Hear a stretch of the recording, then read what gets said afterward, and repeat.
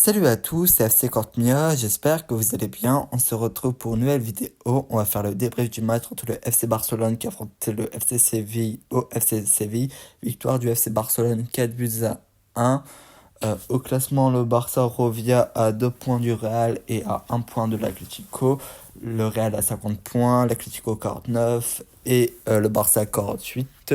Et un peu derrière, à 44 points, je crois, il y a l'Athletic Bilbao. Alors la Liga est très serrée. Le Barça qui avait 10 points de retard il y a 10 jours de ça. Au final, il retrouve à 2 points du Real et 1 point de l'Atlético. Alors la Liga est clairement relancée. Voilà, une victoire importante.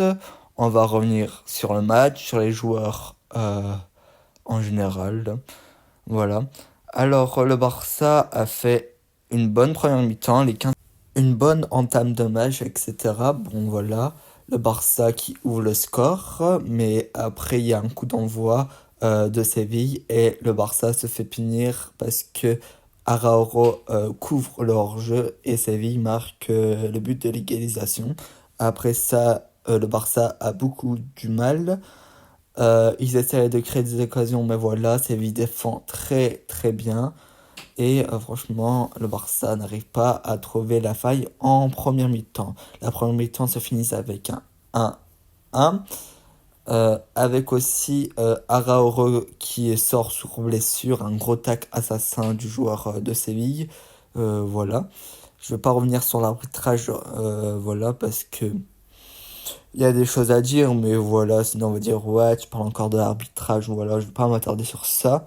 Même si pour moi il y a des choses qui fait que c'est trop grave en Liga, comment l'arbitre est fait, mais bon. Ensuite, Hansi Flick décide de faire des changements. Il change Gavi et met Fermin Lopez. Et juste après son entrée, Fermin marque un but grâce à une passe lumineuse de Pedri 2-1.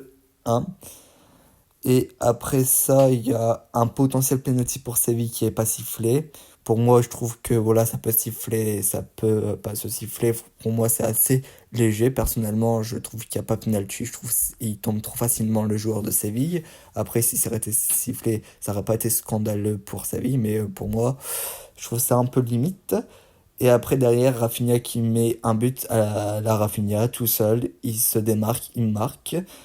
Et après, alors que le Barça est à 10 contre 11 parce que Fermin s'est pris un carton rouge, nous avons Eric Garcia sur un centre de Rafinha en coup franc qui est dévié par un défenseur et Eric Garcia qui marque le quatrième but. Voilà.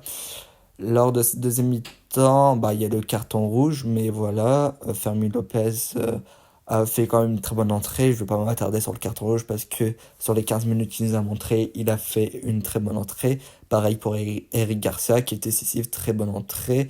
Dani Olmo, très bien. En fait, tous les rentrants ont été très bons en côté FC Barcelone. Voilà. La deuxième mi-temps, voilà, après le carton rouge, j'avais un peu peur, etc. Mais j'ai vu un Barça qui a réussi à gérer le match. J'ai pas eu l'impression de voir Séville en supériorité numérique. Pour moi, c'était comme si le Barça était à 11 contre 11. Honnêtement, Pedri et Dani Olmo ont géré à eux deux le tempo du match lors de cette deuxième mi-temps, etc. Ouais, bon. Le Barça a réussi, même avec son carton rouge, géré complètement. Ils ont même réussi à marquer alors qu'ils sont à 10 contre 11. Xavi n'ont rien proposé. Et même, je trouvais que le Barça était meilleur à 10 contre 11 qu'à 11 contre 11. C'est un peu fou, mais bon, le Barça a très bien géré. Et c'est en grande partie grâce à Pedri et Dani Olmo. Voilà. Je vais passer aux joueurs maintenant. On va commencer par Chesney. Pour moi, a fait un très bon match, surtout en premier mi-temps, qui fait des arrêts décisifs. Alors, il se prend un but. Ouais, voilà, Chesney, voilà. Alors, de temps en temps, sur les sorties, il n'est pas tout le temps très rassurant. C'est du Chesney. Mais il est très intéressant. Il fait les arrêts qu'il faut. Et voilà, c'est pour ça que je tenais à le souligner. Parce que c'est vrai qu'il se prend beaucoup de critiques. C'est vrai que voilà, c'est premiers matchs n'ont pas été très bien, ils étaient catastrophiques plutôt. Mais depuis quelques temps, Chesney monte en puissance, j'ai l'impression.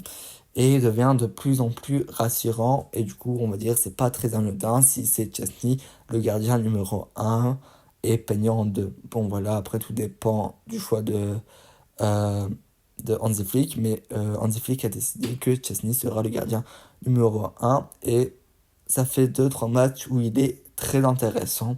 Voilà, les relances au pied, c'est toujours catastrophique, et les sorties, ça va un petit peu mieux, mais voilà, c'est encore limite. Je vais parler de Jules Koundé qui pour moi a eu beaucoup de mal sur son côté. Il s'est fait beaucoup prendre de vitesse. Voilà, il y a beaucoup de mauvaises relances, etc.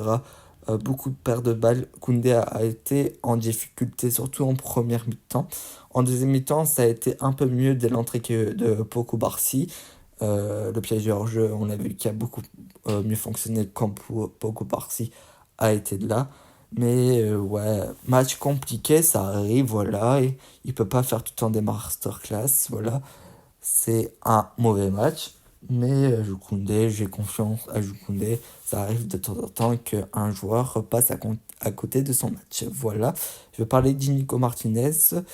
On voit très clairement son importance dans le plan de jeu d'Hansi Flick, pour le piège hors jeu, pour les relances. Il est très fort.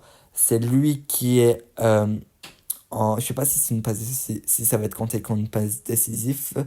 C'est lui qui est dans le jeu pour le but de Lewandowski, le premier but, l'ouverture du score. Il fait une superbe tête, ça revient sur le pied de Lewandowski. Bah, pas vraiment, mais bon.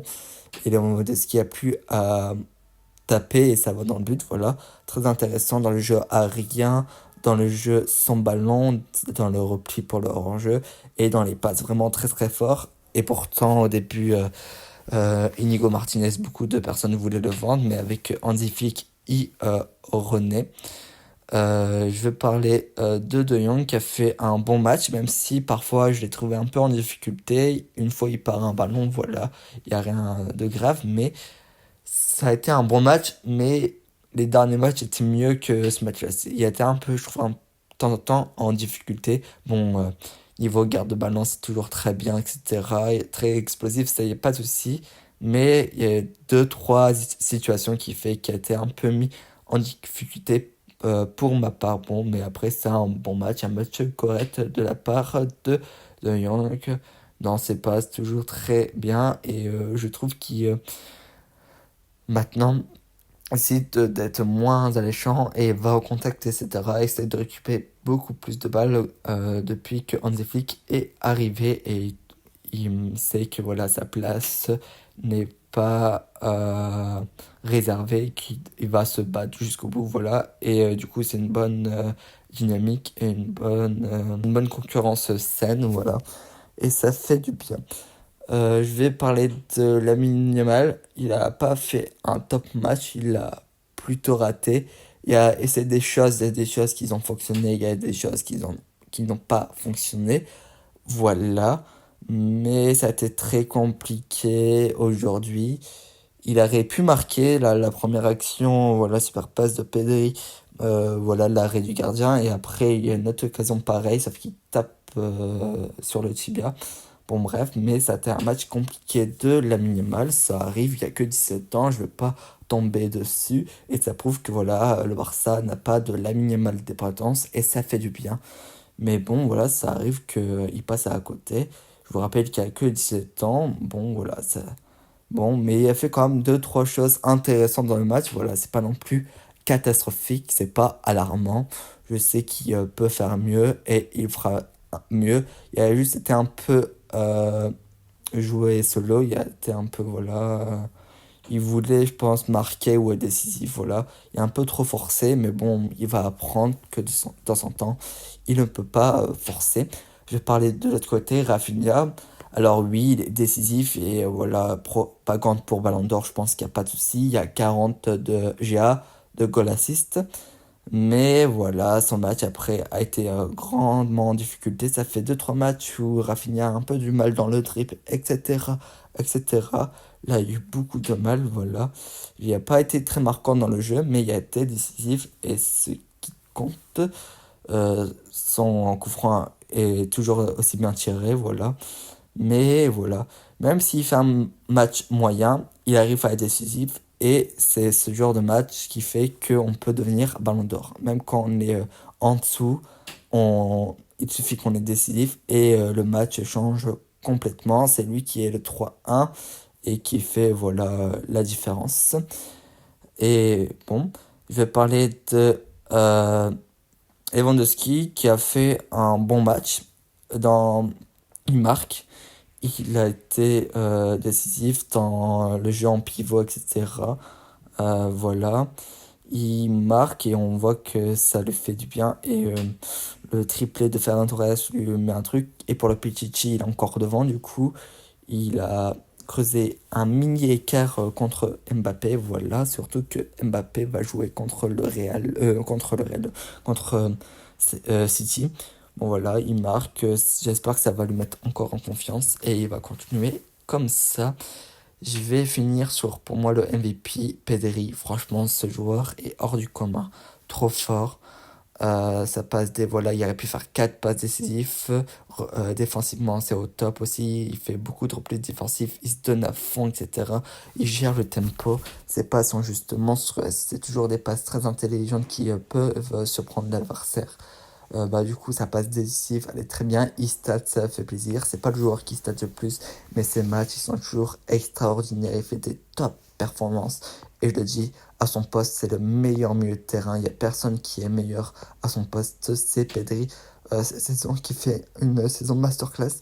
J'ai eu un peu peur parce qu'il y a un contact où à un moment donné, voilà, le joueur fait une faute et il retombe mal et on a l'impression qu'il a mal à son épaule et au final il arrive à revenir sur le terrain et ça c'est important, c'est que cette saison Pedri ne se blesse pas et ça fait plaisir.